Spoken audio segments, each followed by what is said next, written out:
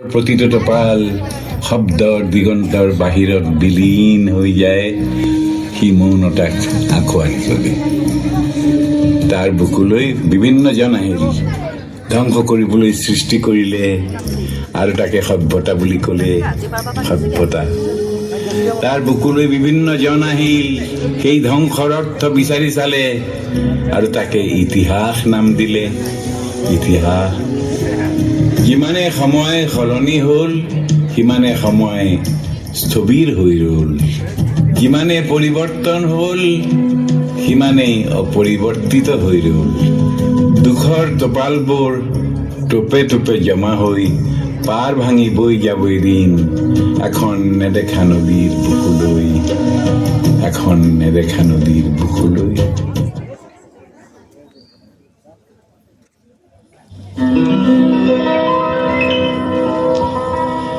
বিস্তীৰ্ণ পাৰৰে অসংখ্য জনৰে হাহাকাৰ শুনিও নিশব্দে নীৰৱে বুঢ়ালৈ তুমি বুঢ়ালৈ বোৱা কিয়?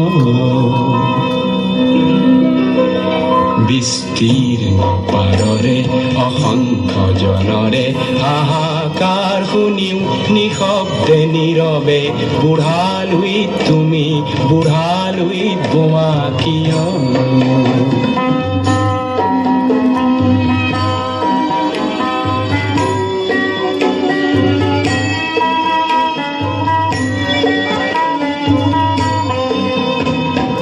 নৈতিকতাৰ স্খলন দেখিও মানৱতাৰ পতন দেখিও নিৰ্লজ্জ অলস ভাৱে বোৱা কিয়?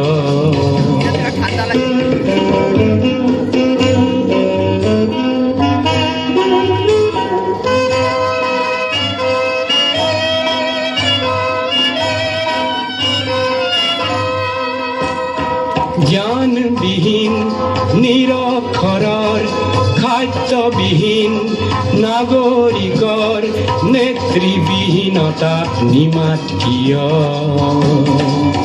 সহস্ৰ বাৰিষাৰ উন্মাদনাৰ অভিজ্ঞতাৰে পংগু মানৱক সবল সংগ্ৰামী আৰু অগ্ৰগামী কৰি নোতোলা কিয়?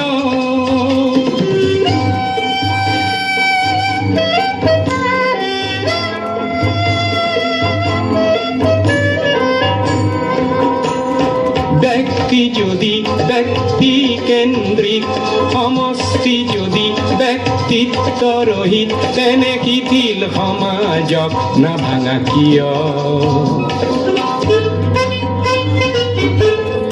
তুমিয়ে যদি ব্ৰহ্মৰে পুত্ৰ, সেই পিতৃত্ব তেনে নাম মাত্ৰ, নহলে প্ৰেৰণা নিদিয়া কিয়? উন্মত্ত ধৰাৰে কুৰুক্ষেত্ৰৰে হৰসজ্জাকে আলিংগন কৰা ভীষ্মৰূপী অজস্ৰ বীৰক জগাই নোতোলা কিয়? বিস্তীৰ্ণ পাৰৰে অসংখ্য জনৰে হাহাকাৰ শুনিও নিশব্দে নীৰৱে বুঢ়ালৈ তুমি বুঢ়ালৈ বোৱা কিয়? বিস্তীৰ্ণ পাৰৰে অসংখ্য জনৰে হাহাকাৰ শুনিও নিশব্দে নীৰৱে বুঢ়ালৈ